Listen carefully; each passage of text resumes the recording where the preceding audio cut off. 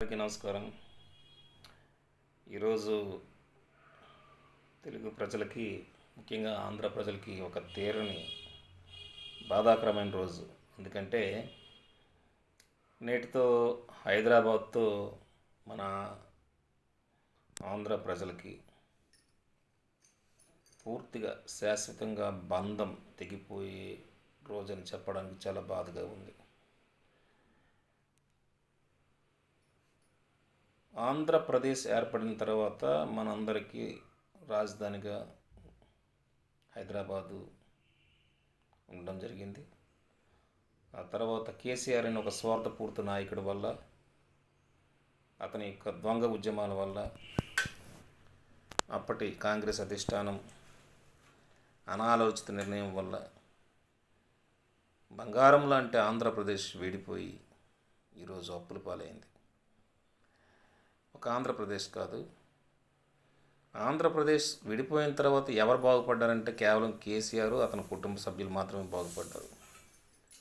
ఉమ్మడి ఆంధ్రప్రదేశ్ రాష్ట్రం ఉండేటప్పుడు మన రాష్ట్రం అప్పులు 1,80,000 కోట్ల వరకు ఉంటే, ఈరోజు మన రెండు రాష్ట్రాలు యొక్క అప్పులు 16 లక్షల కోట్లకు పైగా ఉంది. ఇది నేను చెప్పింది కాదు, ఇది వాస్తవం. దీని అంతటి కారణం కేసీఆర్. ఈరోజు కేసీఆర్ సీఎం అయిన తర్వాత అతని ఆస్తులు లక్షల కోట్లకు పెరిగాయి. ఇదంతా ఎవరి సొమ్ము?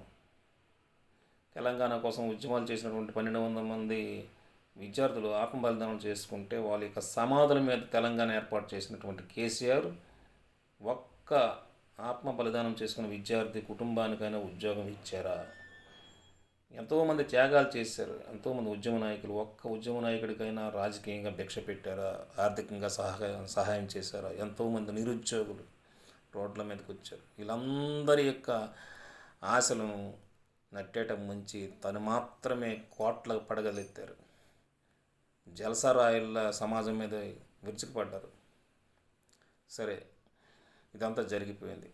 ఈరోజు రాష్ట్రానికి, మన ఉమ్మడి రెండు రాష్ట్రాలు కలిసి 10 ఏళ్ళుగా హైదరాబాద్ రాజధానిగా ఉంటే, మరి అప్పటికున్నటువంటి రాజకీయ పరిస్థితుల నేపథ్యంలో ఆంధ్ర రాష్ట్రానికి రాజధానిగా ఉన్నా సరే అమరావతిని అభివృద్ధి చేద్దామనే ఉద్దేశంతో అప్పటి నాయకులు మరి ఏ రకమైన నిర్ణయం తీసుకున్నారో తెలియదు, కానీ అది బెడిసి కొట్టింది. అది సదుద్దేశంతో తీసుకున్నారో మరో ఉద్దేశంతో తీసుకున్నారో తెలియదు, కానీ బెడిసి కొట్టింది. మనకి ఉమ్మడి రాజధానిగా ఇప్పటి వరకు హైదరాబాద్ ఉండుంటే మరో 10 ఏళ్ళు కూడా ఉమ్మడి రాజధాని కానీ కొనసాగి ఉండేది.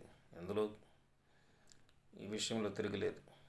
కానీ మన యొక్క నాయకులు తీసుకున్నటువంటి అనాలోచిత నిర్ణయాల వల్ల, అందరు నాయకులు, ఇక చంద్రబాబు గారు కానీ లేదంటే జగన్ గారు కానీ ఇదేం కాదు, ఈ యొక్క నిర్ణయాల వల్ల, వీళ్ళ యొక్క పోకడల వల్ల ఏపీకి రాజధాని అనేది మరి కరెక్ట్గా లేదని చెప్పాలి. కాబట్టి ఇది అందరికీ తెలిసిన నిజం. దయచేసి